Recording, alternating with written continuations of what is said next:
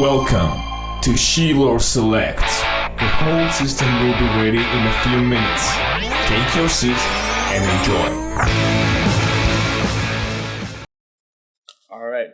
We're on fire right now. We're rolling. So you said you've been in Tennessee? You never lived in Virginia? I never lived in Virginia, but I lived in Tennessee for, it was my primary residence for 7 years, but 2.5 of those years were in Guatemala. It was Tennessee, but it was not your usual Tennessee. I lived on the farm, the world's largest hippie commune, which was in Tennessee. It was about 60 miles south of Nashville. The world's largest hippie commune. Hippie commune. Well, let's talk about that. Okay, I've never. Okay, that's a good place to start. Yeah. So tell me a little bit about that. I don't really like doing introductions and stuff like that, just because I feel it's not natural. But Dr. Jeremy Sherman's in the house. You specialize in what's the word am I looking for? Psychoproctology, right? That's one of the things I work on. Okay. Is, psychoproctology, which is the diagnosis, treatment, and prevention of butthead behavior. Okay. Trying to understand what the butthead lifestyle is all about. Well, we'll give everyone the background. Well, let's start with this hippie commune you got going on. It's a hippie commune. So I'd led a pretty cushy life. I grew up in Chicago, and then I moved to a boarding school.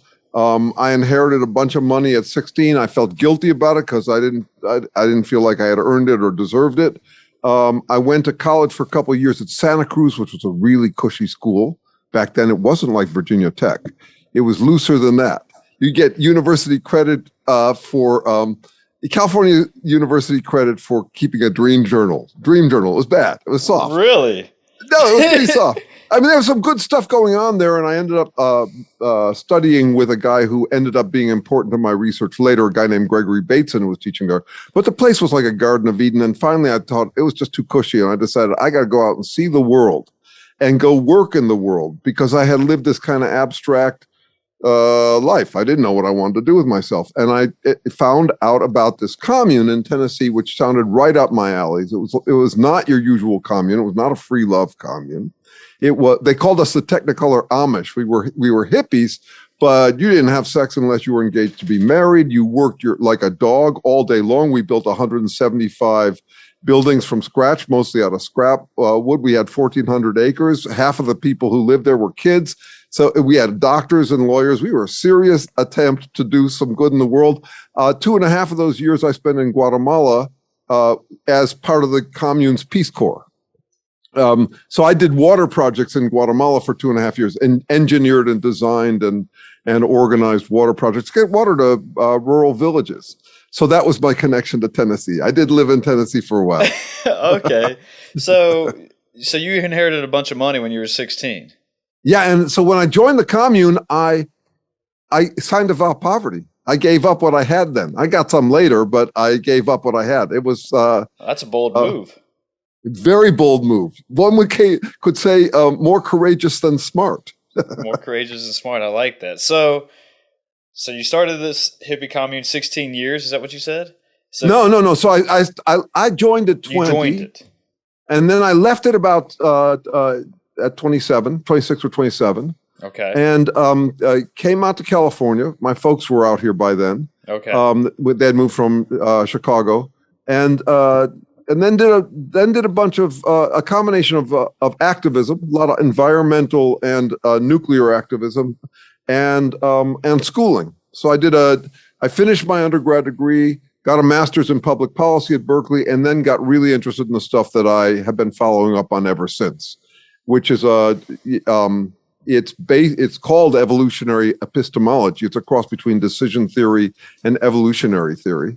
You're trying to understand how organisms interpret and respond to their circumstances. That's what it's about. You're talking about carbon life base forms when you say organisms? No, actually, it's actually broader than carbon life. But okay. I mean, you could call it. Some people call it general biology. Or astrobiology. That is, it applies. You're looking for what it would take for, you could say, the most fundamental question. One half of my work is on trying. Organisms try. They struggle for their existence. Your microphone doesn't try. Your desk doesn't try. DNA molecules aren't trying. Trying is something unique to organisms. They're struggling for their own existence. So what is trying and how did it start is kind of a fundamental question. Yeah. And nobody asks it. We're all self-obsessed, and we all are trying to figure out what to try to do, but we rarely step back to ask, okay, well, what are selves and what is trying? And even in academics these days, they kind of avoid the question. I mean, check this out. If you went into a physics class and they said that the moon is trying to pull on the tides in order to achieve something, that you'd think the guy was nuts. But right down the hall, a biologist or a psychologist can talk about motivation, appetite, all of that stuff. So there's this huge chasm. It's a realistic chasm. That is, in physics and chemistry, you don't talk about effort, trying, goals. There's no means to ends effort and goals in the physical sciences, but in the life and social sciences, you can't do without them. You can't do without talking about motivation and all of that stuff. So I ended up landing a close friend, student first, and then close friend and colleague for 25 years with a Harvard neuroscientist who got really interested in this question. And he said, we got to figure it out. No smoke and mirrors. You start with simple chemistry and figure out how you could ever get a system that is trying to keep itself going. And back to your point about carbon life, yeah, it's pretty likely. Carbon is a likely molecule to be working with as a currency for a whole lot of what's going on with us. But what we're focused on would apply even to non-carbon life forms if it's possible in the universe. So in that sense, yeah, it's like astrobiology. And then beyond that, I do what you would call astropsychology. That is, what are the likely things you'd get in an intelligent life form anywhere in the universe? We only have this one example of a intelligent life form. Here I'm using intelligent to mean language using. Right. I mean, all organisms are intelligent one way or another, and the word intelligent is really squirrely. It could mean all sorts of things. Do you mean humans compared to animals? Yeah, humans compared to animals, but even I go further than this, is to say that, I'm interested in how trees are trying to stay alive. They don't feel like they're trying to stay alive. They're not conscious of it. They can't talk about it. They have no self-awareness. And yet you've got to admit they're hustling to regenerate themselves faster than they would otherwise degenerate. They do have their own not little, but it's like a language or an unspoken language where they know if they're being eaten and how to grow, don't they? No, there's a big difference between language and other kinds of signs. So this is another part of the work, which is called biosemiotics. Okay. So semiotics is a study of how significance happens. So something becomes significant for an organism that is trying to achieve something. If you're not trying to achieve anything, then nothing is significant. So nothing's significant to my table, nothing's significant to my computer, but things are significant to a tree, and it does respond to signs. There are sign relationships or sign processes, but language is a different thing. Language, you've got this whole collection of, you could say, arbitrary sounds or signs, markings, that by social convention are held to mean something, and each one of those signs is part of a whole system, the whole system of signs that is our language. So it makes us a radically different creature from, let's say, a tree or even a dog, because they respond to signs, but those signs are called iconic or indexical. Indexical meaning that if a dog barks, it's associated with something, but it's very different from you and me talking right now. So there's a radical difference between indexical signs and language, at least in the school of thought that I follow. And yeah, so you could say, if you wanted to distill my work down to three things, it's what is trying, how did it start? Mm-hmm. Trying would be also about adapting to reality. Then the next question is, what difference does it make that we have language? We're adapting to reality under the influence of language. We humans are. And then the third question is actually related to the second one, psychoproctology. That is, there are lots of predators and parasites in this world, but I would say that being an asshole is a human thing. And it's a product of having language. That is, you can do things with language that you can't do with other kinds of sign systems. You can make believe, you can pretend you're bigger than reality, all sorts of things like that. So those are my three big questions. And I call the whole circuit cradle to grave. It's from the origins of life to our grave situation these days. Because I think most of us would agree that one big problem could cause our extinction is assholes. But there's a challenge there because nobody's got a clear definition of what is a butthead. Can't just be whoever you butt heads with. Well, so how do you mean that an asshole could end the human extinct or end humans civilization? That's by having a dictator or somebody. It could be. So a dictator certainly could do it. Dictators with nukes. That's usually what I think. Like a solar flare will hit the solar grid or whatever, or not the solar grid, but the electric grid, and that will cause a huge power outage, and we'll drop a bomb on ourselves. And so drop a bomb, or there are other possibilities as well. I mean, for example, my guess is that climate crises have happened multiple times in the universe already, and that climate crisis denial would also have happened many times. Because of language, we would denying that we are causing problems is something that you can do with language. Animal has a harder time denying. They can't rationalize not paying attention to damage that they're doing. They can do lots of damage to themselves. An animal could get addicted to something that would kill them, or could eat something that's bad for them. But the ability to collectively deny some danger to us, or to focus on other dangers instead, you got to have language to do that. Well, animals are probably more worried about. I didn't mean to ut you off there, but animals are more worried about survival of the fittest, right? Rather than yes. So one of my heroes says, the instinct to survive is strong. The instinct to alleviate fear is stronger. Ooh, I like that. Yeah, a guy named Stephen Cull. He's a psychologist who was studying. He did very close research in nuclear planners. Trying to understand what's going on in their minds as they calculate out the 100 million deaths and whether it's worth it or not, that kind of stuff. So instinct to survive is strong. The instinct to alleviate fear is stronger. So when you said calculate million deaths, like if it's worth telling somebody about, hey, there might be a bomb threat into this city, and did I misread that? Well, okay, so no, you didn't misread it. Here's an example. I'm next door neighbors here, not next door, but we get together for lunch every month or so. Dan Ellsberg. I don't know if you know that name. No. They made a movie about him a couple of years ago, The Most Dangerous Man in America. Dan Ellsberg was the guy who founded a field called behavioral economics. Okay. Then he was one of Kennedy's whiz kids. And then he exposed the nuclear he wrote the Pentagon Papers. Okay, so, I've heard. Okay, I know the Pentagon Papers. Okay, so we get together for lunch often. He's now 90 years old and yet really smart.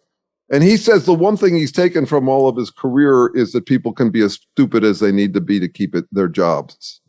People can be as dumb as they need to be to keep their jobs. So that's also about alleviating fear. So all of that stuff is interesting to me. And he'll describe, because he was in the central, he was top secret planner. He was in on all the planning around this. And you've got these guys whose job it is to calculate, okay, if we can do $200 million deaths in an enemy's country, and it costs us only 100 million, is it worth it?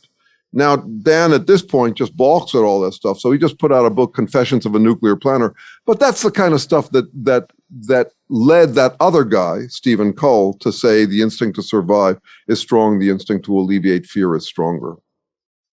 It's just these guys. I feel like I'm too stupid for this conversation right now. No. I mean, I don't mean it's a bad thing. You're blowing my mind. And it's like, sorry. Wow. No, don't apologize. I'm loving it. I'm enjoying this. Good. I'm glad to hear that, man. Yeah. It just I was just like, wow. I didn't. We can take it anywhere you want. It's fine, man. I'm sorry. All right. Let's kind of circle back here. Because I've been having these thoughts, and then I'm like, I'm trying to write stuff down at the same time, and So I remember. I can talk fast when I'm talking about the stuff that I know good. And love. It's all good. Just remember, you might have to explain things to you're talking to a 5-year-old or something.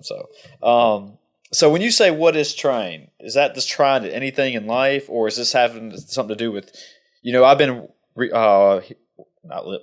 listening to some podcasts with Sam Harris, and his talks about free will versus determination. Yeah. And I also just read his book about it. So is that kind of relatable? Yeah, so it is related. Okay. So my book on that subject is called Neither Ghost Nor Machine: The Emergence and Nature of Selves. And basically it's about selves and trying. So what is a self? What is trying? Fundamental questions. Now, Sam Harris, I love his work, but I think what he says about this is nonsense. I mean, so he would be a guy who's basically, you got several camps on this question, what is trying? Some people will say, well, there's not really any trying, because if you look at everything going on in your body, none of it violates the laws of physics and chemistry, so you're just a machine. Some people say, no, there's some trying even in the chemicals. So they have names for these different schools of thought. Yeah. So he and a guy like Robert Sapolsky, who's been on a show, they are part of a fashionable movement right now that I think boils down to this. Though you might try to believe that you try and believe, you don't. Or another way to say it is convince yourself that you're not a self. It's all pretzel logic at that point. I mean, for someone to even say, a human doesn't have free will, I think the whole free will question is framed badly. But if you want to say, okay, no human has free will, it's all determinate, we're just machines, cause and effect machines. Right. Like they would say, or at least they would imply, they might not back themselves quite into that corner, but some would, some wouldn't. Then why call us humans? What distinguishes us? What's the difference between a living thing and a non-living thing? I mean, I do know people who think that it all just amounts down to mechanism. Okay, if so, you don't care if you die. Why would you care if you die? Why would you, if you really were just a machine, you might as well talk your talk and stop using words like I or want or any of those words. You just try living that way. It's bullshit. You can't do it. It's so obvious that we're trying. It's so obvious that our computers aren't. And yet we are living through a period, my research colleague, this guy Terence Deacon, calls it the perfect storm. When you get computers and all that DNA research, you come to the conclusion, well, it's all just mechanism. We'll be able to come up with mathematical analysis that will generate all of our behavior. So we're saying something different. So the people who say there is no trying, let me back up for a second. The reason I think the free will debate is poorly formed is that you got people who assume will and argue that it's free, and people who deny that there's will. Nobody gets around to the question, what is will?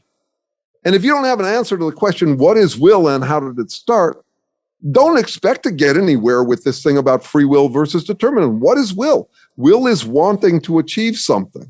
And I say it starts way before humans. It starts with organisms working to avoid degenerating. Because that's the thing about us.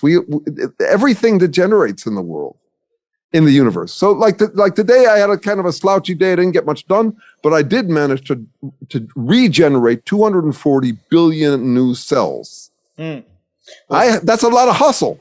And I did that without even thinking about it, not knowing how I did it. That's all trying. Well, so when you say what is will, I mean, I'm still on the fence of free will versus determinism because I'm still trying. I like to hear both sides before I try to. Yeah. And I'm suggesting a third thing, which is not free will or determinism. Correct. That's my point. But I guess an argument would be if somebody said, all right, you say what is will, would somebody say, well, your will is predetermined in some factor and that it would come subconsciously in your brain, I guess. Yeah, though I think some of the problems comes from starting at the level of humans. So in our research, we're saying if you really want to understand what will is, don't start with us. The way my buddy Terry describes it is to try and understand will, starting with humans, is like trying to understand hair, starting with porcupines.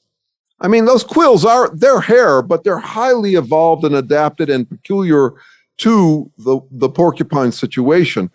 You would rather start with patient zero. You'd try to figure out what the very first system that tried to keep itself going, not just enduring by durability. Mm-hmm. You know, my desk is going to stick around a while because it's more durable than I am. I am not like that. When I die, I'm going to start decomposing pretty quickly. I'm pretty perishable. So I'm someone who's got to hustle all the time. And you want to figure out, okay, what would the first hustling thing look like? And how would it have emerged from simple chemistry? So that's where our work is.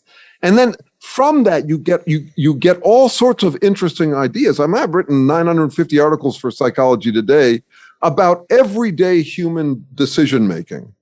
And I do that all based on my understandings of motivation, which is another word for will, mm-hmm. That I get from looking at the origins of life. I mean, I'm one of the few psychologists out there who has a working theory of what motivation is. In psychology, you mostly analyze motivation as by its consequences. You know, so if you went out of your way to get some food, I'd assume that you had a motivation to get food. But if you ask a top-level psychologist, what is a motivation? They'll say it happens in a body. They'd say it involves chemistry, but the chemicals themselves don't have any will. So where the hell is it? That's the question that I've been dealing with for 25 years with Terry. Well, yeah, where the hell is it, though? I mean, does it come from, you know, a lot of people, when I say a lot, I think Jordan Peterson was talking about your gut biome, saying that if you get used to eating certain foods and like sugary, high carb foods, that your gut biome will automatically start changing and wanting that type of food and reflect to your brain like, hey, go get that type of food. So, yeah, that's true. But so another angle at this is that organisms interpret, and interpretation is different from cause and effect. So a stop sign doesn't cause you to stop unless you crash into it. You stop at a stop sign because you would interpret it as about something for you, about your circumstances, for you, given your. So interpretation is somewhat different from cause and effect. And in the sciences, they tend to blur that distinction. And that was Jordan Peterson's right. Your body, but it's not just cause and effect. It's not just a machine, it's interpretation. Your body interprets something as something to depend upon, and therefore that's one of the motivations. That's still not an explanation. That's just a description. So yes, I'm really big on the role that habits play. So, for example, these days I reject the notion that assholes are narcissists. I don't think they're necessarily self-infatuated. I think you can easily you stumble on some words that get you what you want, and they become a force of habit. So you start using these tricks. Why? Because they're habits. It's like if you start to feed your biome something. So habits are really fascinating to me. I think of the mind not as a computer, but as a virtual computer generator. As my mind is always looking for ways to turn things into habit. And but that it does that by means of interpretation. That's not cause and effect. That's not machine stuff. So you said something about narcissist. So what's maybe go down that road a little bit. We talked about free will and determination, and you gave me a third one. What is trying? So what causes a person to be a narcissist? Is it their environment they grew up in? Is it just inflated ego they received somewhere down the road? Is it a chemical imbalance? Or is it how, we talked about you talked about human origins. Yeah. Is it human origins evolved to have this, since it does work in the animal kingdom? I've read a couple articles on that, about how it works. Yeah. So I would say that by the standards that have been the only standards for 3.8 billion years, that is, the only game in town was biological reproductive success, having it was benefits for you and your lineage, then a narcissist or an asshole is highly evolved.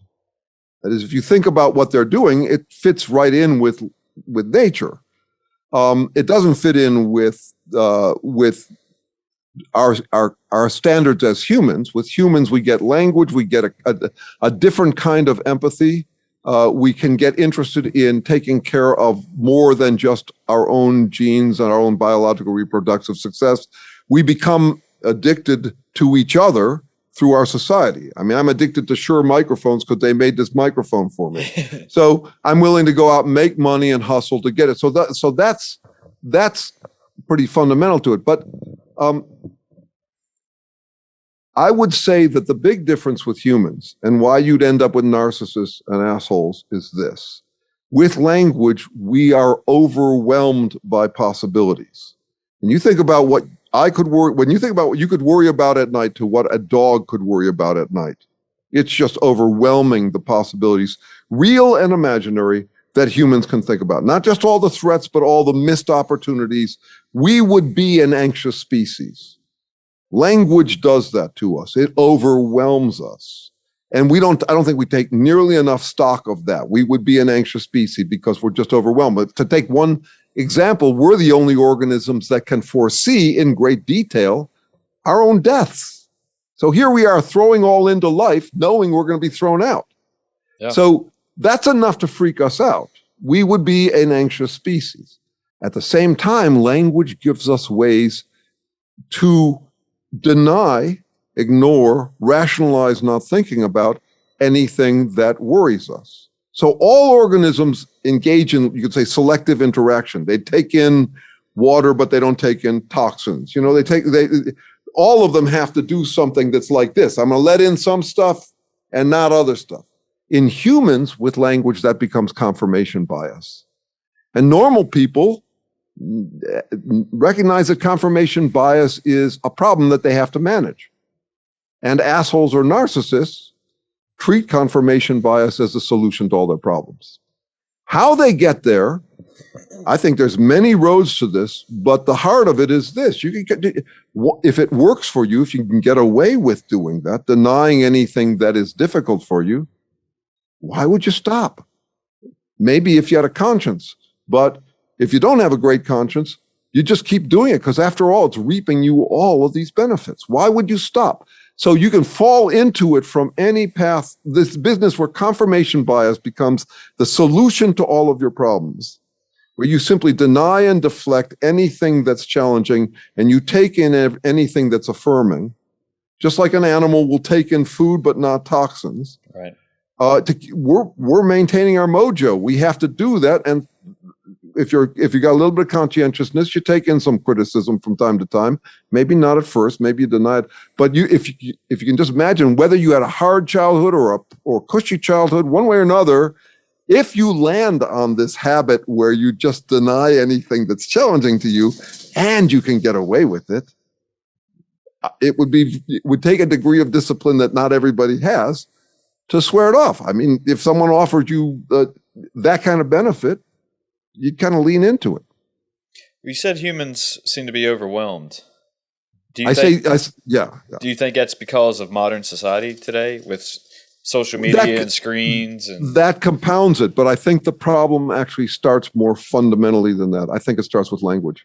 Like I said, your dog doesn't have language. That means it can definitely worry about some things at night. It has feelings. It has emotions. Your dog does. Yeah. But it doesn't have this capacity to extrapolate out to all sorts of possibilities. And so once you have language, and once you're living among people who are as twitchy as language users are, mm-hmm. That is, we're all a little hair trigger with language. We were extremely unpredictable. Dogs are more predictable than us. Chimps are more predictable than us. And then you combine that with the power of the printed word, and then you combine it with the internet. Yes, those would certainly exacerbate the problem. But I think the problem was here from very early on for humans. 50, 100,000 years ago, we were already dealing with all of the possibilities that language afforded us and all of the complexities of society. Not all of them. It's gotten way more complex. But yes. And so I would say the epidemic of narcissism, or whatever you want to call it, I would say it's cultishness or narcissism or assholia, whatever you want to call it. I think a lot of that also has to do with the fact that we have the internet.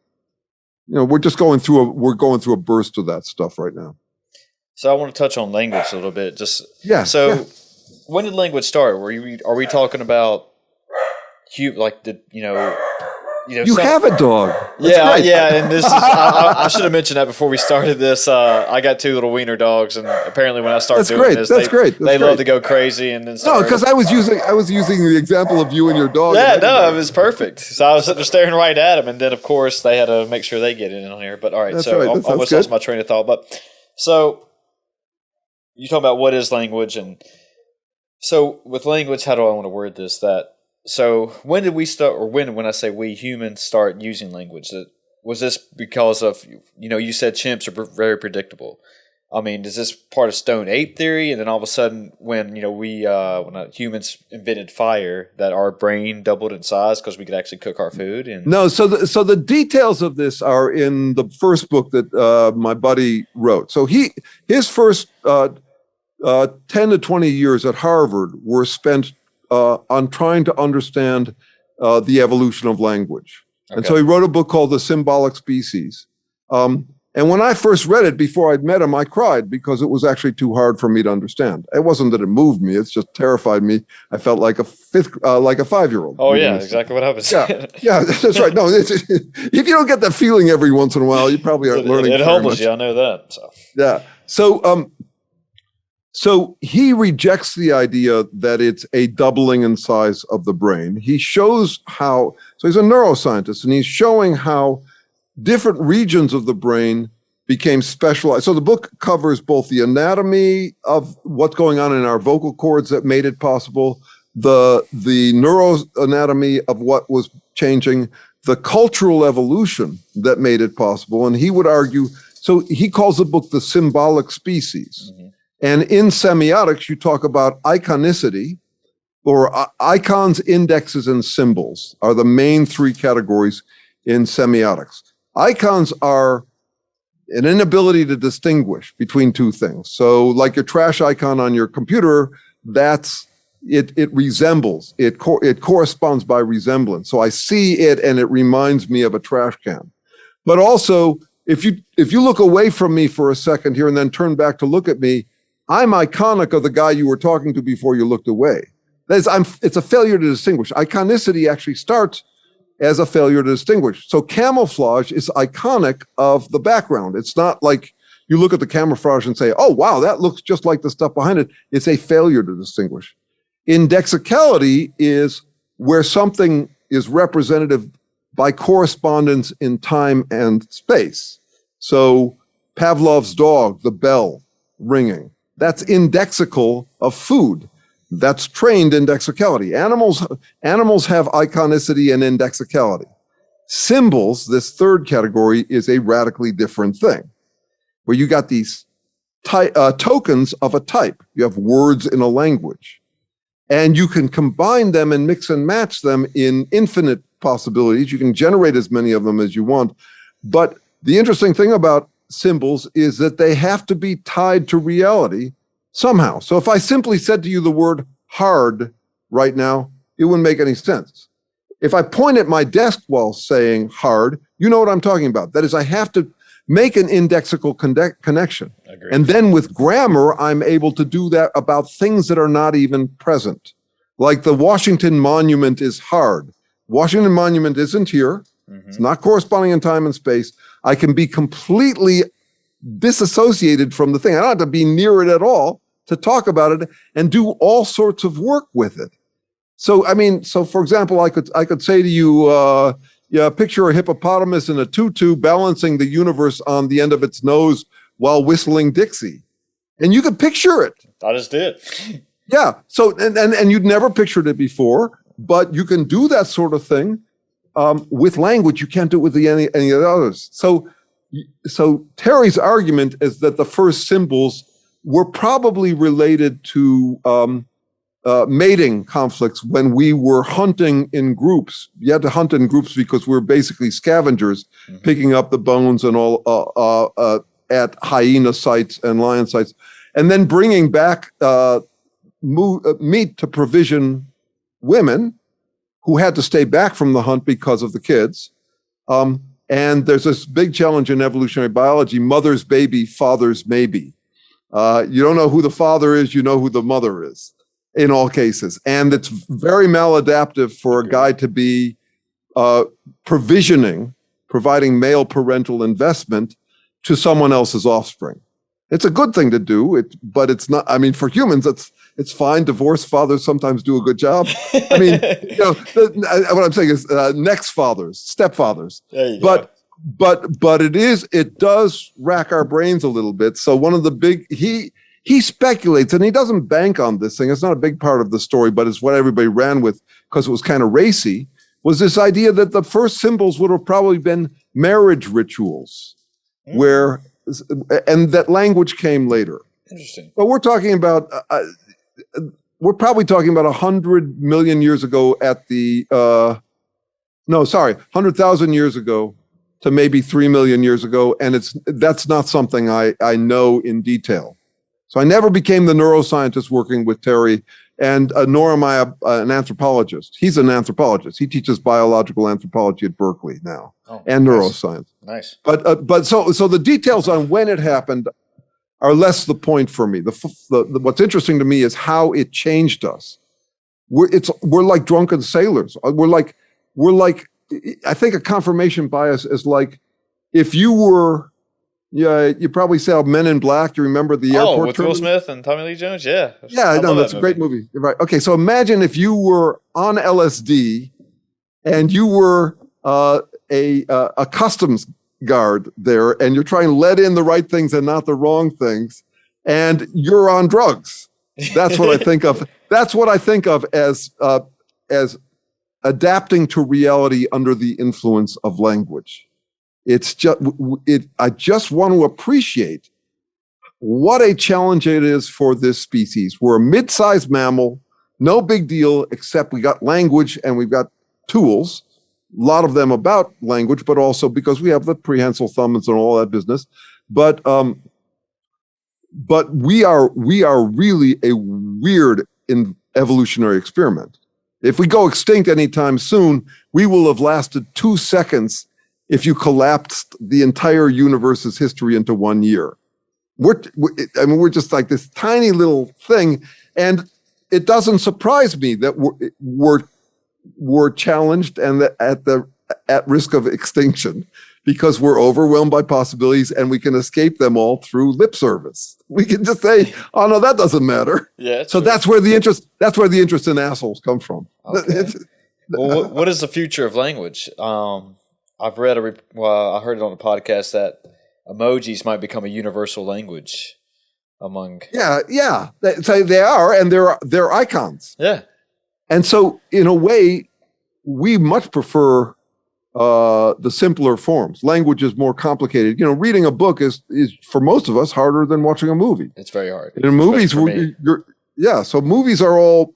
I mean, yes, there's scripts for the movies, but you can have a whole lot of action, totally understandable in terms of icons and indexes, including index fingers, someone points, or an eyebrow twitch. That's indexical of something for us. It's not a language, but it points to something in our behavior. Like body language, sort of. Body language, all that sort of stuff.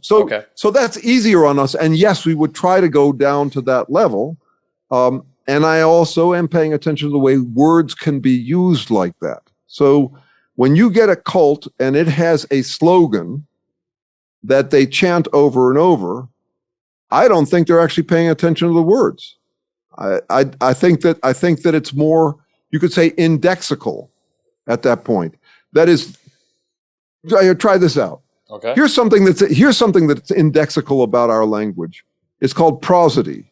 It's the music of our language. Na na na na na na na. So prosody is a direct expression of our emotions. It's like an involuntary call. It's like what other animals do. So we have that in common with animals. I'm saying that words themselves can become just emotional braying. That in animals, you get them braying for what they want or barking like your dogs did a minute ago. That stuff they do, it's all indexical. And I'm saying the indexical stuff that we humans do, would sound like words. That I would say a cult, you could take any cult. I mean, I happen to be someone who believes that the Trump movement is a cult. I could give the reasons, I won't bother here, but take the Stalinist cult. Doesn't matter. I don't care. You take a cult like that and you look at what their message is. It's got nothing to do with content. Mm-hmm. They don't mean a word they're saying. All their message is get out of my way. My impulses rule. That's all. So in that sense, it's actually like braying. So you can even do that with language. It'll sound like words to those people who are gullible enough to think these people think or believe something. They sound like words, but no, they don't have to be words at all. You find a white hat word and a black hat word. So I could just say, I could make up a white hat word. Let's say I go see a Marvel movie and I see Iron Man and I say that Iron Man is right about everything. He's a hero. He's wonderful. And then I'm going to take Thanos and say he's evil. Right. And I come out of the movie theater and I say, okay, I'm lined with Iron Man, which means I will defend Iron Man. But also, if you attack me, you're attacking Iron Man. So don't you dare. If you do attack me, you're attacking Iron Man, which makes you Thanos. Mm-hmm. That's all you need in order to be, from my perspective, an asshole. You just have these two words. You use one about yourself and anything good. You just associate yourself with anything good through some code word. And you associate anybody who challenges you with a bad word. That's as simple as it can get. And in a way, that's taking it down to the level of emojis. It's like that in a way. So it's the simplest way to feel doubt-free. Anybody who attacks me is a traitor. I can relate to that just because that, I don't know, do you know what CrossFit is?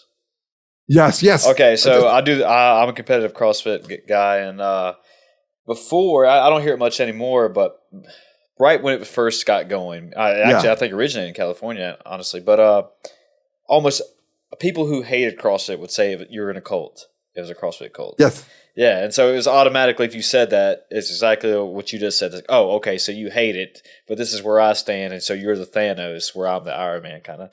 Right, that's right. So very much like that. And you'll get cults and counter cults as a result. So I just happened to read a book that's on a bestseller list someplace these days called Cultish, and it's all about language and how cults use it. But it starts with the standard spiritual religious cults. Then it goes into the clothing cults, and then it goes into the exercise cults. And yeah, there have been exercise cults. The person who wrote this argues that CrossFit is one. I don't know. I've only attended one CrossFit event, and it was a party. It wasn't actually CrossFit. I don't think I'm strong enough for it. But it was a party of CrossFit people. They seemed happy, and I actually think we all need a bit of a cult, or you could call it a club. I think religions are great. They're great clubs. I think this is at the heart of it for me. I don't think we can be realists all the time. I certainly can't. I think escapism is inescapable for an anxious creature like us. The trick for me is how to have that kind of escapism or that kind of community in a way that helps more than harms. So in a way, I'm trying to demote the highfalutin clubs that are borderline on cult to an elevated level for all clubs and for all escapism. So that's a whole other part of this work, but it is part of how I think we have to deal with the question of being a-holes. I don't think that everybody could be realistic. I certainly can't. No. I study full time, but it's just, I study all day long, but at night I go off into fantasy land, and I need to. For me, the trick is if I want to go off into fiction, whatever form it takes. It could include masturbation. It could include going to church and thinking that you're part of the chosen people. Yeah. Whatever floats your boat. But so that it doesn't rock the waters for everybody else around you, the trick is you take your flights of fancy, but always with a return ticket to reality in your chest pocket. You got to come back. You can't you can't take your fantasies. You can't go see a Marvel movie and then go out and declare that it's more real than reality. And in a way, there are a lot of groups that want you to do that. Yeah. They want you to. I've been to a Trump rally. It was just like a medal. Oh, totally. I went to a Trump rally in Tupelo, Mississippi. I swear it was just like a metal concert. Everybody's in cosplay. I mean, everybody's dressed up, and you go inside and you sing to the lyrics, and you're not actually paying attention to what the lyrics mean. You're just going along with That's not the point. It's just part of a revving up about how badass we are as compared to all the idiots out there, just like a metal concert. Mm-hmm. But at the end of the metal concert, people get back to their cars and they go back to their lives. Whereas if you go to a Trump rally, a certain percentage of those people come away thinking that their fantasy was bigger than their reality. That's the only difference. So I'm all for it. It'd be fine with me if they had that rally. They just got to go home and straighten out and remember that we're still living in this world.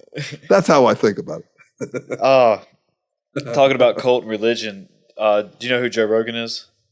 Yeah. So he has a little bit about what's the difference between a cult and religion, and that the cult leader is still alive compared to that's interesting. You live in a religion, so that's what I was thinking. Yeah, about while you're talking about that. Yeah, it's related in a way. Yeah. But yeah, we had I actually worked for when I said I'm near Virginia Tech. I actually work for another university that's actually close to Virginia Tech, like literally 15, 20 minutes. So we actually had a Trump rally at our university where we have our basketball games. I didn't attend it, but from what I knew some people who did go and what they told me, it was basically like what you said, a concert of almost. Yeah, no, it's was wild. It was wild, apparently. Yeah, yes. I mean, I've only recently begun. I'm a bass player and singer. I just came back from a gig this afternoon, actually. Nice. But I didn't. I never got metal until a couple of days ago. I was listening to it, and I started to understand. Okay, I can see this. So there's different musical tastes for different people, and there's different clubs for different people. Sure. But I think we all need to get our jollies off one way or another. We need these little mojo pit stops because life is just weird for humans. So we need a way to go off on our flights of fancy. I'm all for it. How long have you been playing bass? Long enough that I should be better. I started about 13 and was very impressed with my the ability to say simple things back then. But the bass is an instrument that has really exploded, the techniques that you can use on it. So I've been chasing it down only for about 30 years. I actually got back into it at during a midlife crisis when my life was going really bad and my wife was no longer interested in me and I needed to put my love somewhere and it was a reliable place to put it. I got serious about it then, so I played jazz and funk and soul, mostly that kind of stuff. Though I actually play in a Nigerian band with these guys. One guy toured with Stevie Wonder. I've been playing it late. I'd say, the last 30 years I've probably been serious about it. And there are players who've been playing for 5 or 10 years who are way better than me.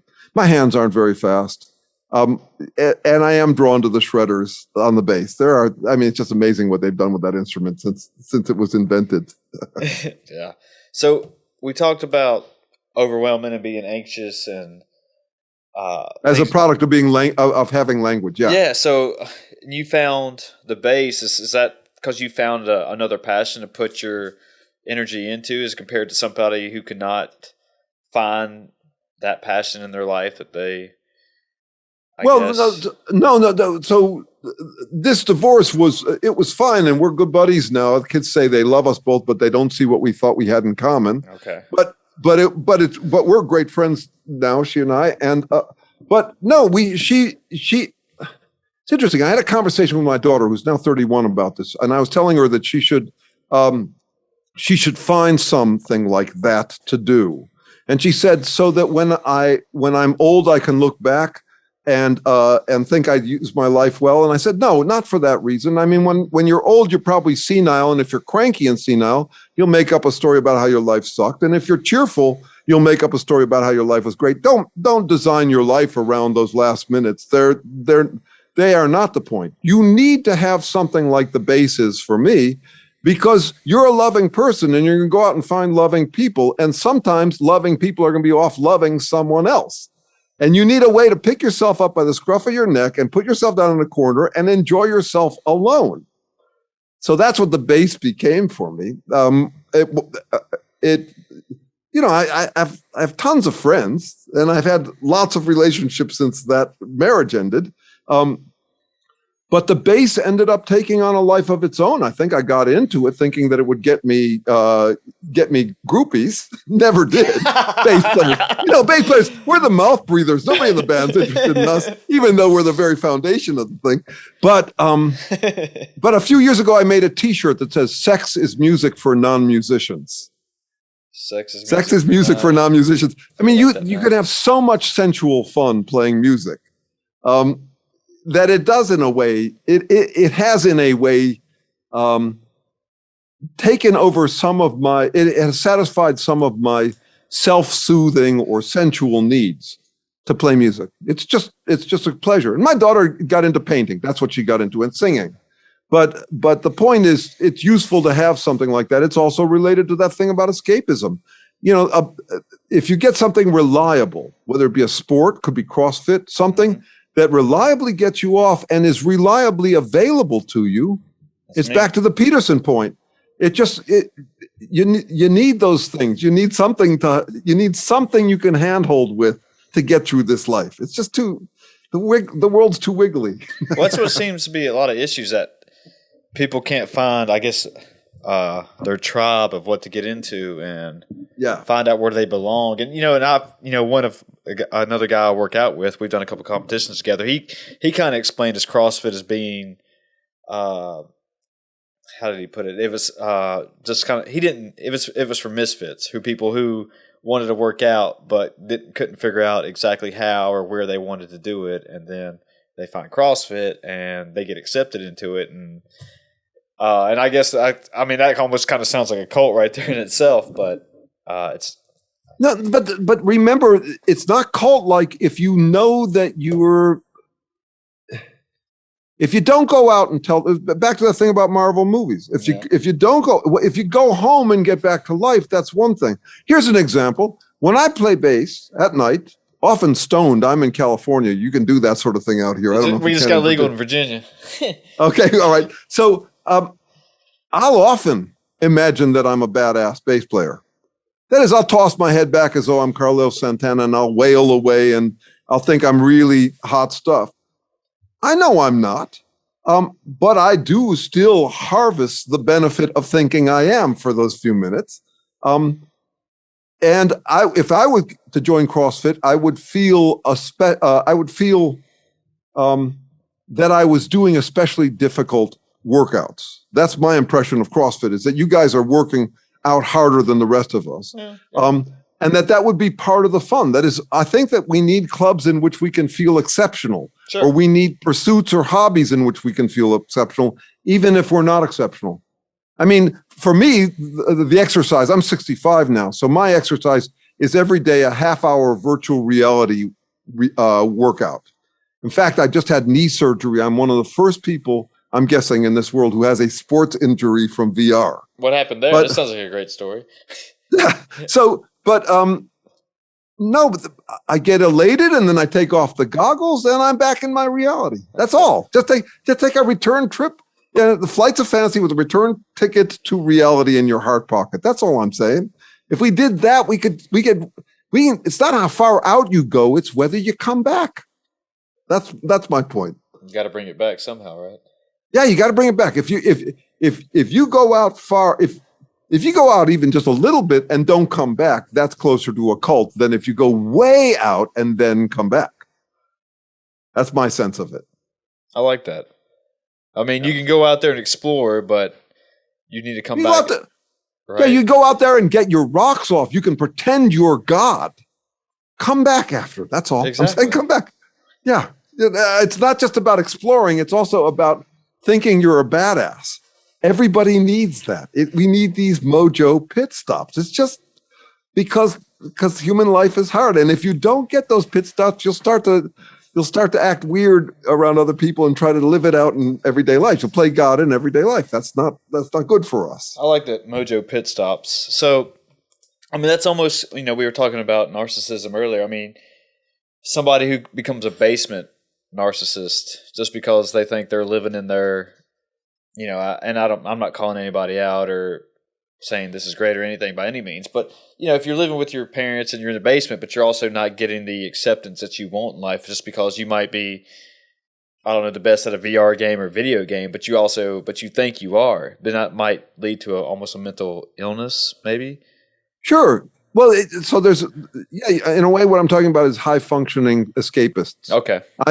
So as long as you're covering the bases, but also notice that the parents are letting the kid get away with it, and I've dealt with a difficult son who kind of was trying to, you give him an inch and he'd take a lot.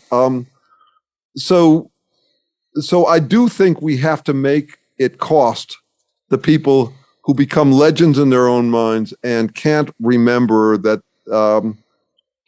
get a room for your self-love. Go get a room. You need to self-aggrandize. Cool. You're just like everybody else. Everybody else needs to self-aggrandize too. Get a room. Don't do it out in public. Don't do it where it costs everybody else. Don't float your boat by making the waters choppy for everyone else. That's low functioning. High functioning is where you get your rocks off, and then you come back and you deal with people in a civil way. How I think of it. No, I like that. Yeah. You go back and kind of reset your batteries. Yeah, it's a pit stop again. You just pump it up. You pump it up, and then you go back out into the world. And if I were doing CrossFit, and I wish I were, because I wish I had guns like yours. They'd be hard to get at my age. I'd have to work 3 times as hard as you do. No, if I were doing it, that's how I'd be doing it. And then afterwards, I'd remember, okay, and then I still live in this world, and I have to deal with other people and all that. Well, that's what me and one of my friends, we had a competition last weekend, and it's very humbling. And that you go and do that, and then you come back home, and you almost go in there almost with some big dick energy, I guess. I'll just go ahead and say that. No, that's right. That's right. Yeah, and I have to go into gigs like that too. But I mean, and you do well, but sometimes you don't always come out as good as you do. But we drove home at night, and we were just kind of reflecting on the whole competition. It's like, hey, man, just some things just happen like that, and it's very humbling. But you still get back to it. You reset, and this was last Saturday, so we took Sunday off. Monday, we were back at it doing our regular training. Yeah, that makes sense. Yeah, that makes sense. That's But it's almost good to be humbled and to lose sometimes, just because I guess everybody. I mean, I would think LeBron James and Tom Brady and great athletes like that. They've had to deal with the same thing. And what a lot of people don't get is that they get butthurt when they lose, and then they just want to forget about everything in life. Yeah, and that can happen too. I've long said the better I get at not being the best, the better I'll get to be. Ooh. The better I am at not being the best, the better I'll get to be. It's not, if you can read that in a way that actually applies to those guys who get butthurt. That is, there are people who say, well, I'm not the best, so what? I don't care. But if you're trying to get good at something, as I have in my life, the exposure, you could call them cosmic wedgies, where I'm pulled up short. Suddenly, like, oh man, it turns out I'm not nearly as far along as I thought. I mean, for example, I wrote one book 12 times. It's still not published. I still like it. I wrote a 350-page book 12 times. And I didn't mind. For me, happiness is having work for which I have infinite patience. And my writing work is like that. I just finished writing this book on psychoproctology. I threw out at least twice as many words as I kept in. That's how it is when you're writing. But I have what I'd call editorial self-efficacy. When I was writing it 12 times, I kept on thinking I needed a blank slate. But now when I look at something, I look at some of my writing and I think, oh God, this is terrible. I know I have confidence that I can fix it. But that only came about because I somehow had the patience to stick with it through all that other writing. It's just, that's my CrossFit. I keep on coming back to it. I keep on wanting to say it better. Self-publish that book? Actually, the psychoproctology book ends up containing most of the content that I would have wanted. This was another book. I actually did self-publish this one just to get it out of my life. It's called Negotiate with Yourself and Win. Doubt management skills for people who can hear themselves think. Mm-hmm. And it's up on Amazon. I think it's got one not so flattering review. I picked up I grabbed the last copy I had of it and published it as is. I thought it was proofread. I don't think the proofreading was perfect. I still subscribe to what's in that book. It's a good book from my perspective, but I went on from there. And when I finished this book for Columbia University Press, which I still think it's the book I wanted to write. I wrote it the way I wanted to write it. I immediately started writing different versions of it. So I'm dogged about this stuff because that's my happiness. My happiness is having work for which I have infinite patience. That's my idea of a good time. I'm not someone in the evening. I like to kick back, watch TV, practice bass, get stoned. But when I'm working, I just love having, love generating new stuff. New ideas mostly, and writing them out and presenting them. Well, I mean, that's great. I mean, that's bold because, kind of what we were saying earlier, that I think a lot of people are afraid to take that step, and they choose a life of less resistance, and they don't even want to, they have these ideas, but they don't even want to act on them just because of, I guess, a fear of rejection or a fear of, not making it or not living up to certain standards. And I spent a lot of my early life not sure what I was good for, not sure what to pursue. I can relate. And I know retirees who are in that situation. I know women who are dealing with what I'll call empty nest syndrome. That is, the kids have grown up and their spouses left them and they don't have something that consumes them that way. And it looks to me like a kind of torture. I'm really glad I have things that consume me like that. I'm really glad for my addictions. I'm addicted to my work. I'm addicted to playing music. I'm addicted to self-expression, to working with colleagues. I have good addictions. In the Peterson sense, my habits, I like them. I'm not saying they're good for the world. I can't claim that. I'd be the last to know if they were bad. I'm trying to keep them good for the world. Mm-hmm. But all I can say is that they feel productive to me. They feel like a useful way to use my little notch of time being alive here, taking notes on reality, thinking it up a notch. That's what I do all day long. And yes, I think we need those kinds of things. I have, my current girlfriend, she's a gardener. She loves gardening. Now, I never got into gardening, but for her, it's that kind of consuming thing. Whatever it is, I think hobbies and entertainment are actually necessities that we treat as electives. I don't think they are. I think we need them. I think we need entertainment way more than we admit. We need that escapism, and we need hobbies because there are going to be times in your life when the world is not dealing you a bunch of cards, and you got to have some form of self-soothing. So, and I'm glad you brought that up. Let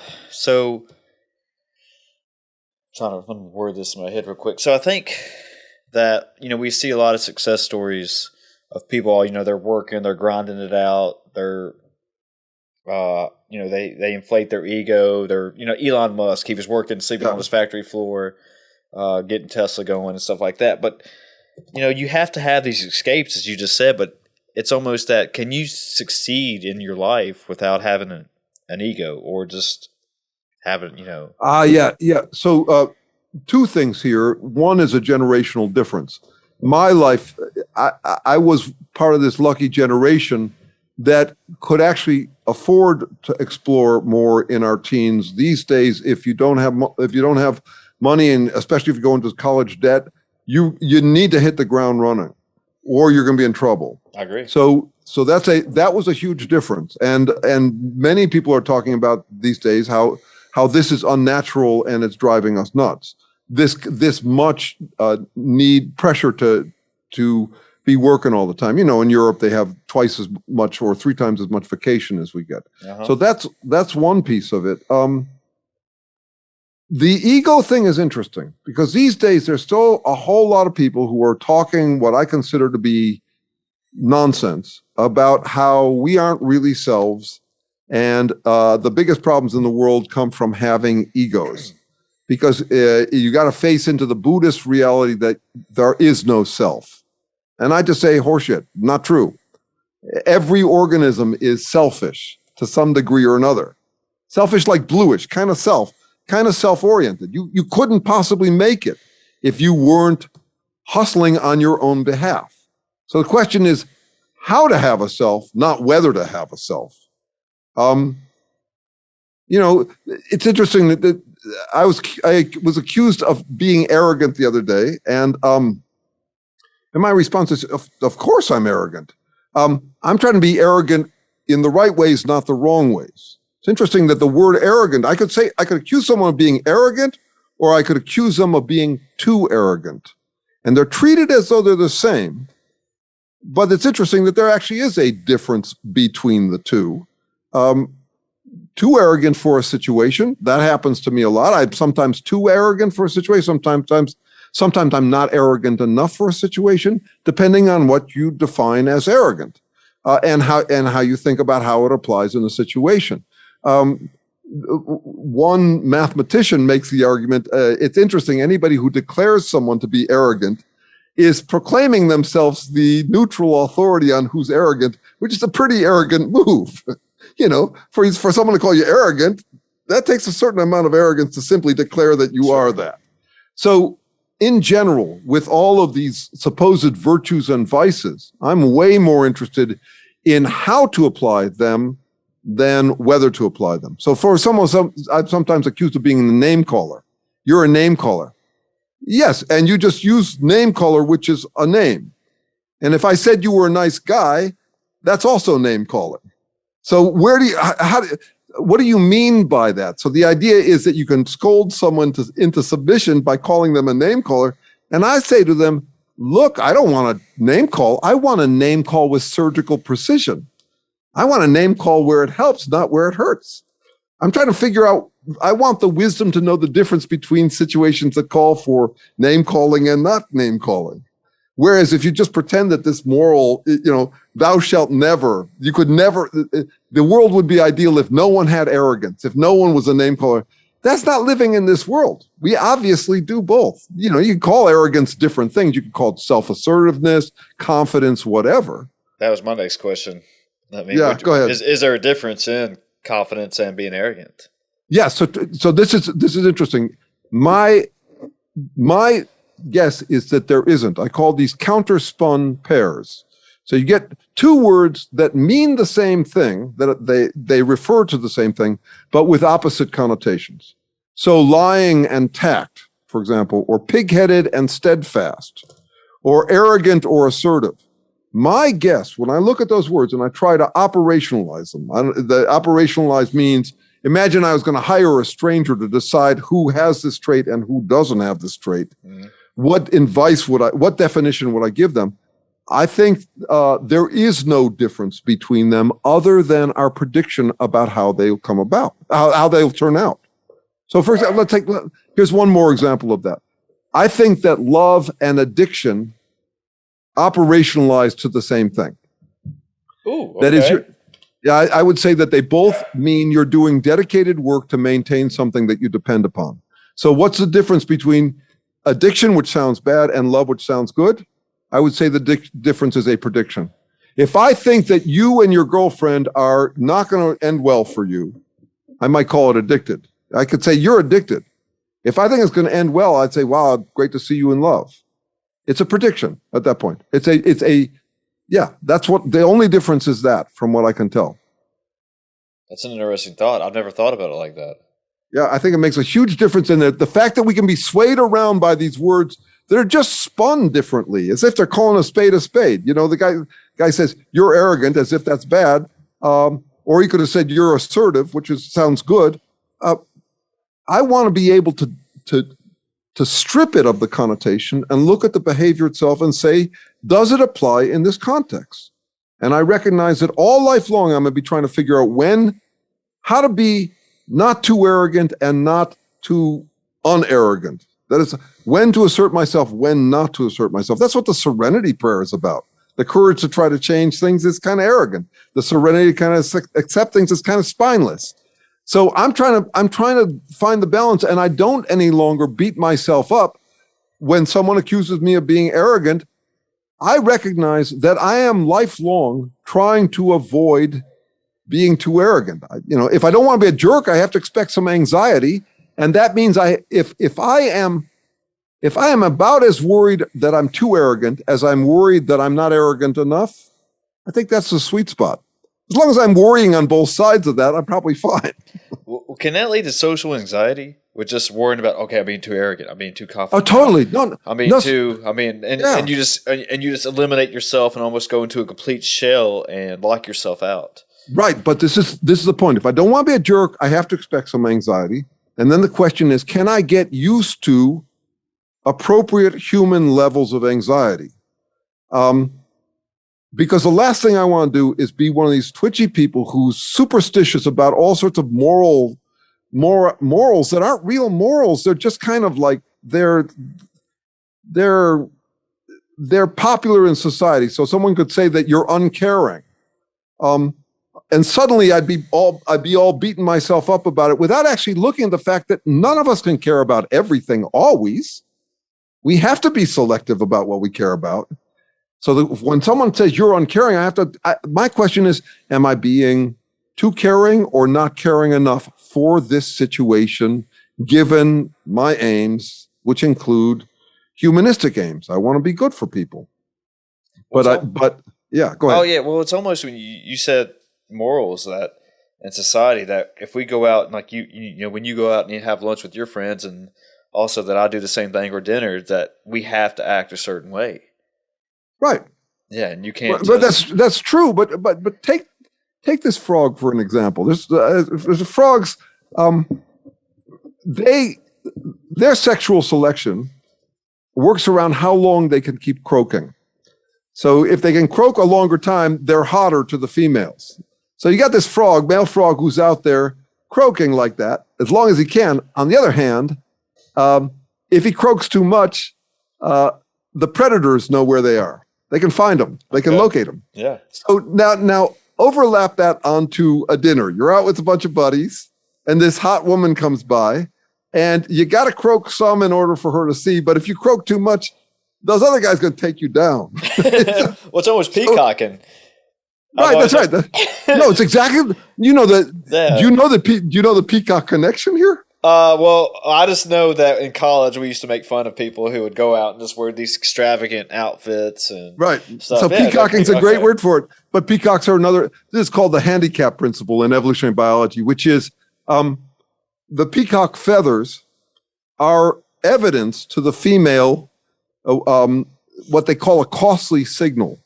That is, you can't have a spread like that unless you got really good genes. And part of what's going on there, you need really good genes to have a spread that looks healthy, but also those guys are carrying around that whole tail. That's a whole lot of prey for predators to go after. It slows them down. Sure. So my point is, we're all dealing with trade-offs, and yet we'll talk still in this hyper simplistic language of absolutes, what I call moral maximizing. You know, as though love is the answer everywhere, always, that you should always be loving. You could never have too much love. Bullshit. Love is the question. What should you love? You know, how much should you show off? You got to show off some, or else you're never going to get the job or whatever else you're after. How much is the question? Where? In what context? What should you do in context? There is no formula like eliminate all hate and maximize all love, and the world will go around smoothly. Not like that. It's harder than that. Is it too cliche to ask that, we talked about, what is trying, and then we talked about free will and determinism, and like some people may ask, like, what is love? What is love? Yeah. I mean, so is that too cliche to even bring up? Or? No. I gave you a definition a few minutes ago. It was the same definition I gave you for addiction. So check this out. Okay. You said that. Yeah, and actually it's based on the origins of life work. That is, we have a chemical model for the first, you could say, synergistic relationship, because you need synergy in order for life to come about. But anyway, the definition, check this out. It's doing dedicated work to maintain something you depend upon. So what do I mean by dedicated work? Today you could have done a jillion different things. Right. But you didn't do it. You got to your to-do list. How did you get to your to-do list? by preventing yourself from doing all those other things. That's dedicated work. You were deliberate today, meaning that you didn't dither. You unliberated yourself. You employed your self-discipline. So that's doing dedicated work. Of all the things I could do, I do these things to maintain this thing that I depend upon. How would I know if you're dependent upon something? If it goes away, are you suddenly not half the man you used to be, as Paul McCartney sings? That is your well-being impaired when this thing disappears? Now, by that definition, I'm actually in love with or addicted to grocery stores. And how did I get addicted to grocery stores?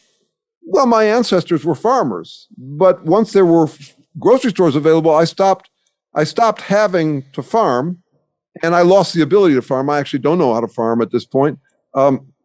Now I am doing dedicated work to maintain access to grocery stores. Mm-hmm. I have a car. I had to buy a car. I had to have money, all of these other things.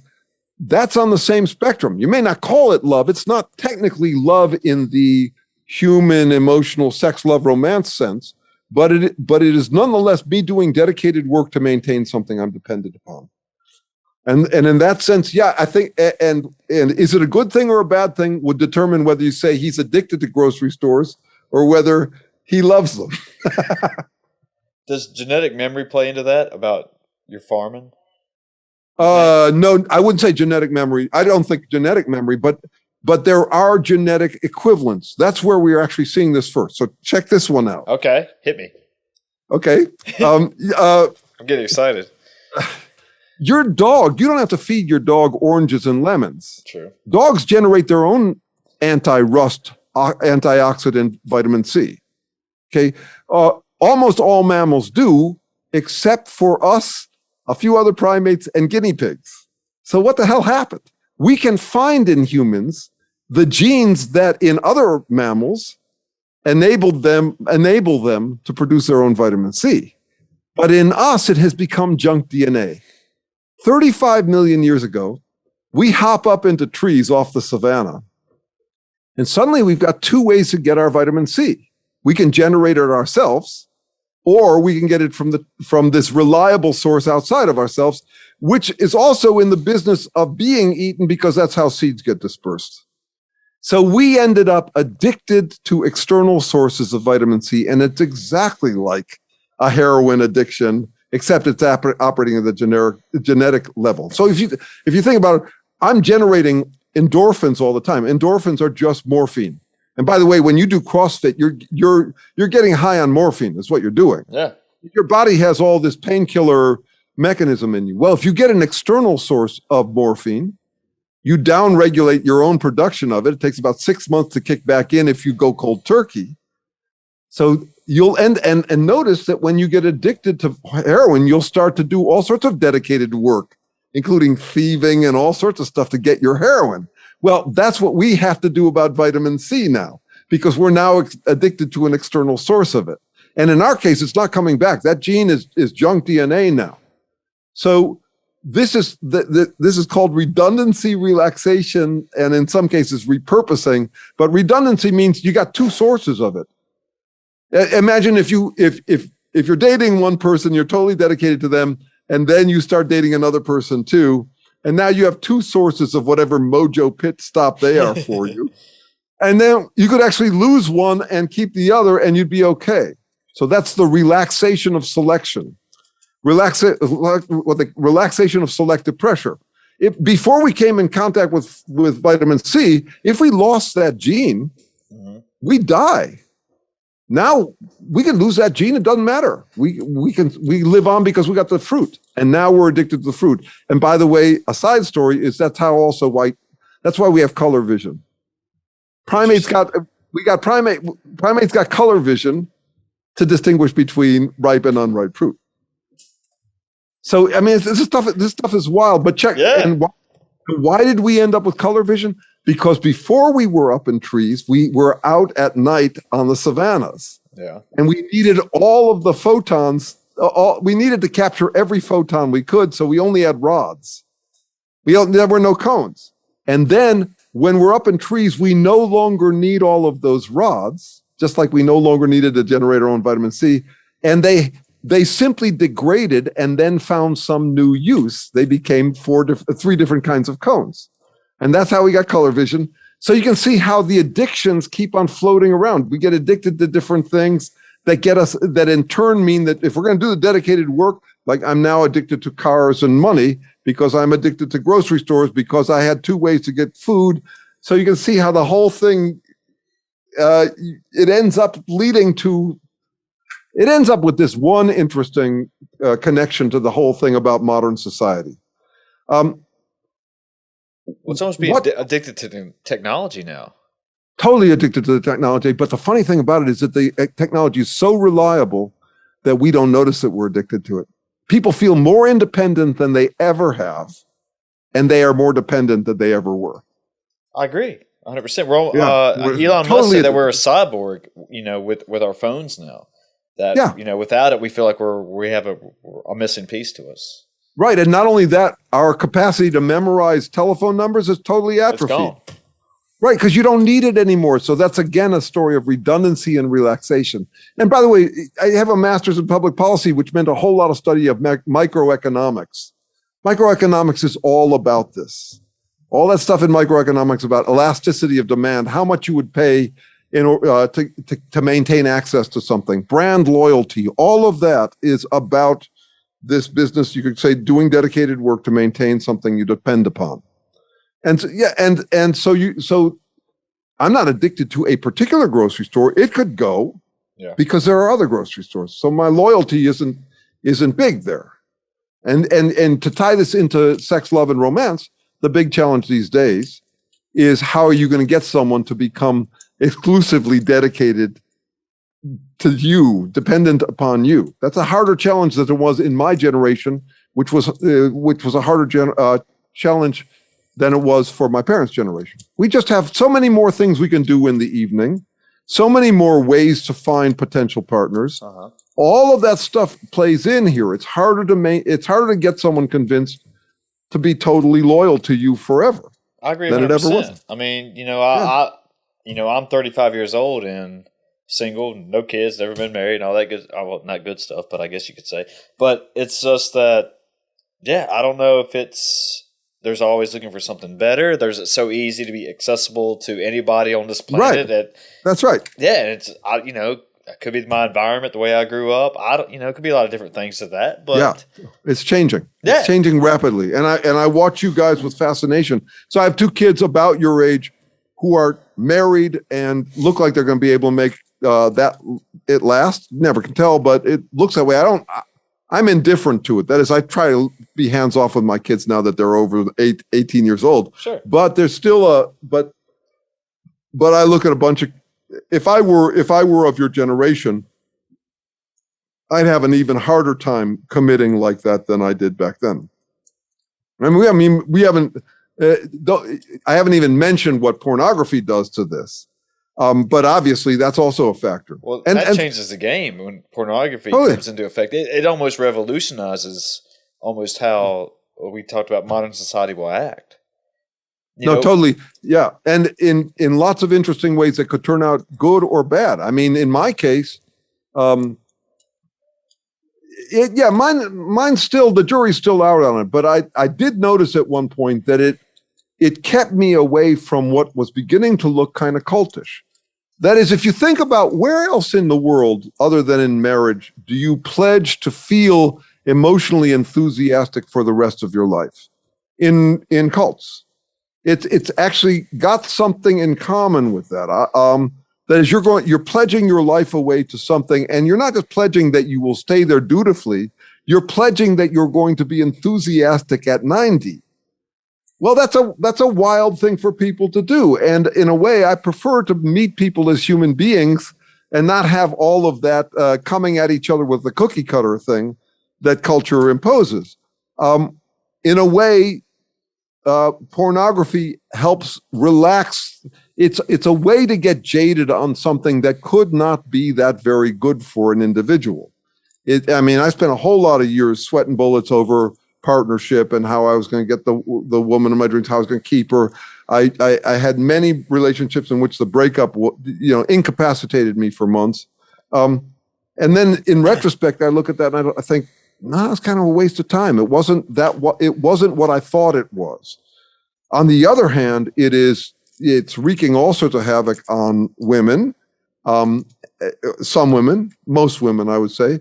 And it's also, it is causing problems. There's a lot of guys who, you could say there's even a relaxed selection story there. You don't actually need to perform well in order to get off to pornography. You could lose the capacity to perform well if you became a pornosexual, as I described them. I gave it that name. There are plenty of pornosexuals, but they may have lost the ability to actually do sex, not just relationship, but sex. But just because they're dependent on the pornography compared to actually real life sex. Yeah, that's right. I mean, because remember, you don't have to. Part of the fun of it, I think of pornography as like the WWF for sex. Let's go. I get down with WWF. So I mean, because they're going through the motions and they're not even great actors, but it's still impressive enough to us because the appetite for it is so strong, whether it be the violence in WWF or the libido. But yeah, it is changing the game, as you say, and how is a really interesting question. There's a bunch of how things are changing questions that are worth exploring, and the jury's still out on them. Well, I mean, it's just because that it seems that I don't know if you know who Colin Cowherd is, but he's a sports broadcaster analyst. But anyway, he said that pornography is a $1 billion industry, and when you say that, people are like, "Oh no, don't talk about that. That's bad. You should never say that." And like, well, why is it $1 billion industry? People are watching it. You might say it's bad, but people are watching it. And there's a great book on this subject. There's some psychologists did analysis of internet traffic and are just listing all of the ways in which we are not what we claim to be. That is, the evidence is in now. We now know what people do, what people seek in a way we never did before, and it's startling. It's not good for the romanticized version of human beings. Yeah, I could look up the name of it. I read it maybe 4 years ago. But this would be an example of it. It is $1 billion industry, which is remarkable also because so much of it is available for free at a rate too cheap to meter. So, so what the hell? I mean, okay. I never spent any money on it. Maybe I should have. I like that. A rate too cheap to meter. I like that. I like that a lot. But yeah, that's what they said. That's what they said about nuclear power back in the 60s. That it was energy too cheap to meter, is what they said. Yeah. Well, but I feel like, kind of relating to this is that we saw during the pandemic, a lot of businesses went under, and especially in California with restaurants and things of that nature. But a lot of, who cares, whatever. So a lot of girls turn to OnlyFans and just selling, or I don't even really know how OnlyFans works, but they were selling pictures of their feet and they were subscribing and they were making tons of money. The girl who, the Catch Me Outside girl who was on, I think she was on Dr. Phil maybe, but yeah, she joined OnlyFans and made $1 million in like a night or something. And it was I'm amazed. It's an industry I don't understand. I've watched some of Deuce. Did you ever see that series, The Deuce? The Deuce. Is that on HBO? I think it might be. James Franco? James Franco. Okay, I think I may have watched a little bit of it. I don't know if I ever caught on to it. No, but it's basically a historical account of two guys out of San Francisco who really helped create the industry. And one of the early parts of it is the invention of the booth within the porn shop where you could put the quarters in. And it was the first time they got direct market feedback on what people were interested in watching. It was the first time people could channel surf porn. And so that was the part of the series that interested me most, is they're trying to figure out what human appetites really are. And that was the first evidence they got of it. Because they have all these channels on and they could tell what people were putting the quarters in for. This is radical difference. Just like Amazon does that now. We now know what people want in a way we never did before. And it's a little traumatic. There's a big issue right now in AI because AI is designed to map onto what humans want, but they keep on running up against this difference, what we call the aspirational gap, the gap between what people want and what we wish they'd want. And it's a little alarming. So you get a whole lot of, when AI starts tracking conversations and then imitating those conversations, it comes out being kind of racist and obnoxious. I mean, we're there right now with AI tracking, and it's telling us what we like and what we don't like. Right, and it can map pretty well, not perfectly, to what we like, but what we like isn't necessarily what we aspire to like or should like. So how AI handles that is a really interesting question. The gap between what we have, what we are, and what we want to be, the aspirational gap. I love that concept. It's being stretched in new ways because we're seeing who we really are. And I think that also explains a lot of the cultish backlash where people pretend they give lip service to being different from what they are. All the versions of woke are like this. And I think of MAGA as just another woke movement. But it's basically grandstanding as though you're somehow an exception, purer than everybody else. You don't change your behavior. You just go out and scold everybody else for not walking your talk. That's basically what it comes down to. That's basically what woke culture is. Yeah, but woke culture, just to be clear, Islam was a woke culture. Christianity was a woke culture. If you actually look at what's going on, it's not about what they believe. It's not about what any of them believe. No, I would say that if you look at what's the heart of what woke is it's got a lot in common with the Matrix or Plato's cave story. Basically, that you realize you've been delusional. It's, I once was lost and now I'm found. As if, and it's a funny metaphor because I wake up every morning and then I'm drowsy by the night. But there's a sense with wokeness, whether it be MAGA woke or left-wing woke or whatever, that you wake up once and for all, and now you are on the side of virtue. You are no longer part of the problem. You are the part of the solution. It's basically, my definition of a cult is basically it's the plural form of asshole. So you got gaggles of geese and cults of assholes. You can be an asshole without a cult, but if you get a bunch of them together, they're going to be woke. They're going to talk like like it's Sudden School, like Born Again. That whole appetite in humans to clean the slate and then be pure and good and on the side of virtue from here on out, the same experience I described when I came out of the Iron Man movie and decided I was on Iron Man's team. I was woke, and now I'm on Iron Man's team, which means that if anybody ever challenges me, they're challenging Iron Man, and that's not going to go down with me. That's woke. It's just generic. Yeah. Buddhists have their version of it. It's not about what they believe. It never is. It's about the sense that you could actually free yourself from doubt because you know already that you're part of the solution, not part of the problem.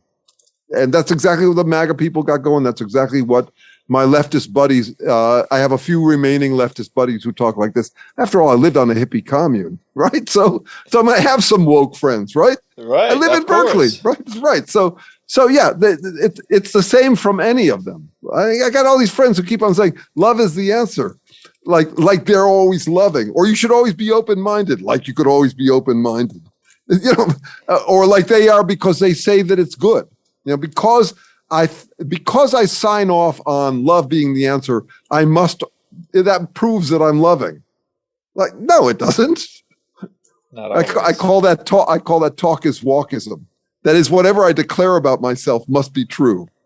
No, you don't. No, believe me, I'm a good person. That kind of stuff. You say no, yeah, I agree. Yeah, talk is walkism. Like my talk, like I can accurately describe what I am. No, I can't. Yeah, well, a lot of people think they can, but when was it versus actions and what you actually do behind the scenes. That's right. Like the wizard behind the curtain. And in a way, we come back around to language because once again, you couldn't do that. Your dog can't do that. Your dog can't give lip service to anything but a bone. But we humans can give lip service to all sorts of stuff. Yeah. I can just say that, I could read something that makes my heart swell and then claim that because I read it, I'm doing it. And I basically talk about it instead of doing it. That's all. I mean, schizophrenia, does that play into that? Yeah, sort of, or dual personalities. Well, you could say, is that the word yes, I'm in a for, way. maybe? I don't know. Yeah. So remember I was talking about on a hallucinogen while you're in the Men in Black terminal. Yeah. I would say that all of us have some of that going on. Is that we're all a little schizophrenic, not in the old-fashioned sense of meaning. There used to be roses are red, violets are blue. I'm schizophrenic, and so am I. No, it's not like. You ever heard that? No. It's cute. Roses are red, violets are blue. I'm schizophrenic, and so am I. So I come from a very rural, place where I grew up as. So, like, the biggest city is Charlotte, then DC is about 4 hours from me. So, yeah. I don't think I was related to much of that. So schizophrenic doesn't mean that anymore. It's something else. It's about hallucinations, and about not having a coherent picture of the world. That the world is too fractured for you.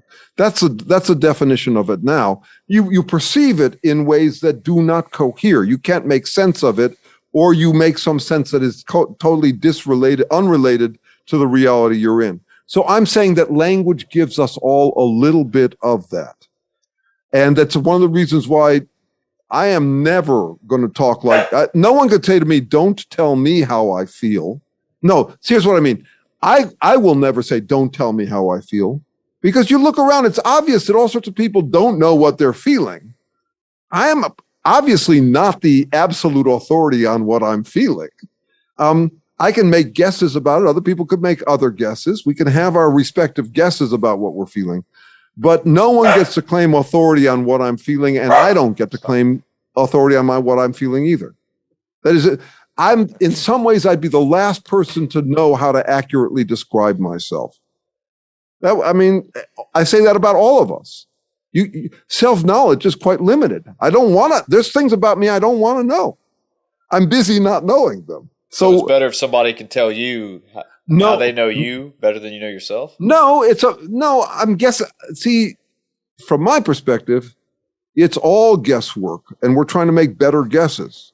I'm not saying all guesses are as good, but I'm saying that no one else is in a position.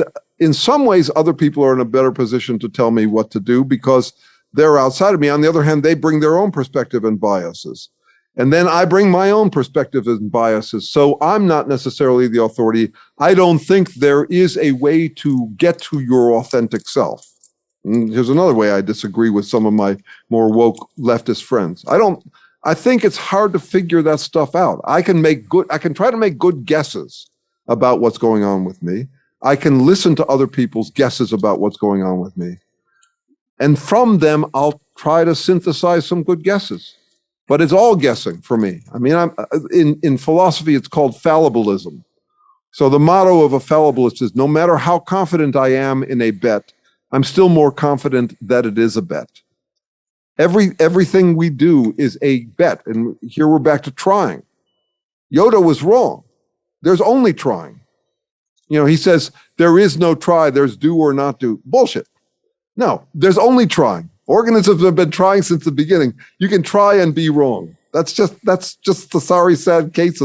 So I relax into the fact that I'm just guessing. I'm just guessing whether I'm too arrogant or not arrogant enough for a situation. I'm guessing whether I'm too loving or too caring or not caring enough in a situation. I try to make good guesses. That's all I get to do. And I'll be doing it lifelong. I don't get woke. Nothing can wake me up to where I can have confidence that I've nailed it. That's not how it works. Well, Jeremy Sherman, we're got a couple more questions. I know we're kind of getting on time here, but we talked about human origins and life and decision making and human nature and cults and religion and yes, all this stuff. And this has been a lot of fun. And I'd like to. There's a couple more questions I do want to ask, but go ahead. I don't. And I'll give you short answers. Well, I'm trying to reflect on our time here, just because I do like asking certain questions, and I think it's a lot of fun to ask about. Yeah. But Well, I guess we can talk about one before the last one I want to ask. Okay. So, we talking about what I just said about human nature and life and human origins. I mean, do you subscribe to simulation simulation reality and life, that we're living in a simulation, or that we were dropped off by good species or? So this is short answer is no, but the slightly longer answer is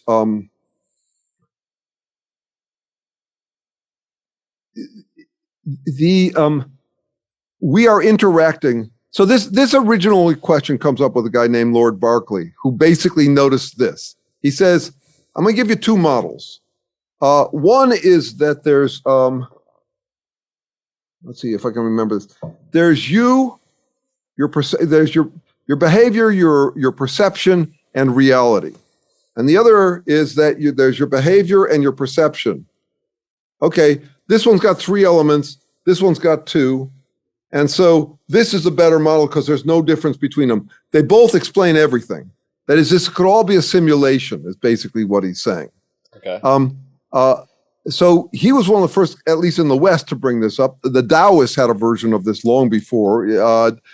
Chuang Tzu said, I dreamt of a butterfly. Was the dream the reality, or is my real life reality? Here's where I come down on this. Whether it doesn't matter to me whether it's a simulation. The fact is that if I screw it up, I die.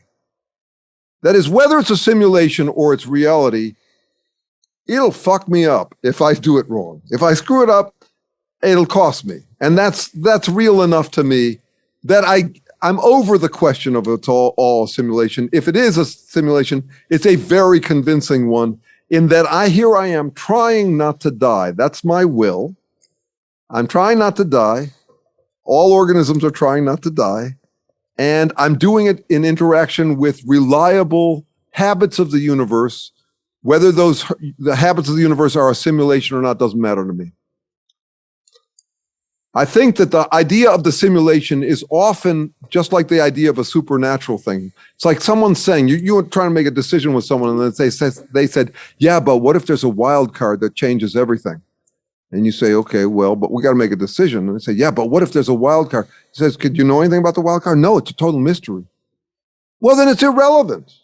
I mean, if we can't find out anything about it, what the real world is like, then I'm not interested in it. I'm trying to make decisions with what we know. And if you throw a wild card in there, or a wild card trump card, like the supernatural, because the supernatural is permanently, or the simulation, what's going on behind the simulation, it's permanently inaccessible. You could never know anything about it. That makes it a wild card.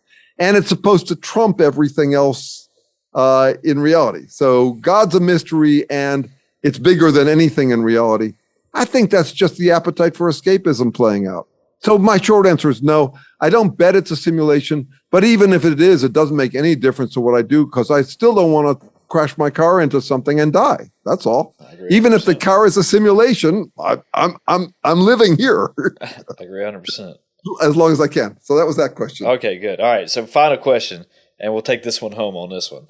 Okay. I like asking this one just because, especially what you and I have been talking about all night. A good Friday night ending question, I guess.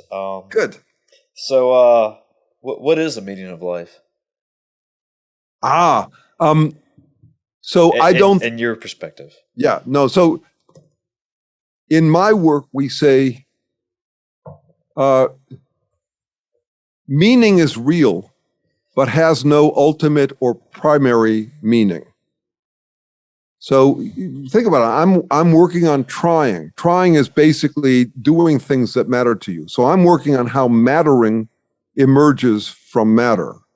And for the first 10 billion years in this universe's history, from what we can tell, there was nothing that happened because it mattered. It was all physical chemistry. And then mattering emerged with the first organisms. So mattering, or meaning, starts with life. And every organism has its own particular mattering. The meaning is real. So if you're talking about what is meaning for living beings, I can describe that. If I want to talk about what is what is it about life that makes it so that things mean things to organisms? That I can talk about. But a universal meaning, what it means for the universe, I don't think it means anything to the universe. I could be wrong about that.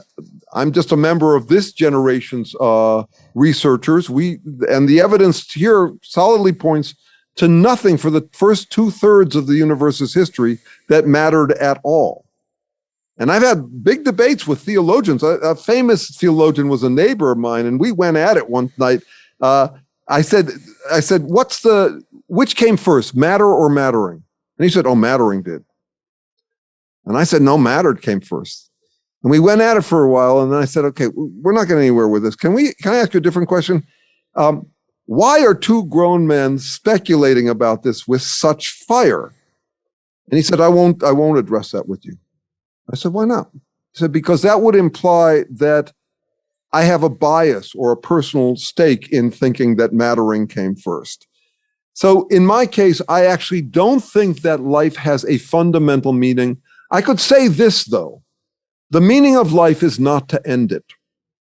I think that's about as universal as I get. The meaning of life is not to end life. I mean, this is a fabulous game. That's beautiful. And also, I'd even say something that some people would consider to be arrogantly human. The meaning of life is not to end especially symbolic life, languaged life. Why? Because we're the only things in the universe can speculate about the whole ball of wax and us in it. Nothing else in the universe has the scope to try and guess what this all is. So that's where I've ended up spending my life, is trying to figure out this whole, my favorite thing to do is to sit on the front porch of the universe with a dude like you and speculate about the universe and us in it. That's my idea of a good time. It seems like I love that. Good way to use your discretionary time. And that's something only humans can do. Your dog, I love your dog, but your dog ain't going to be able to do that. He doesn't have language. I agree 100%.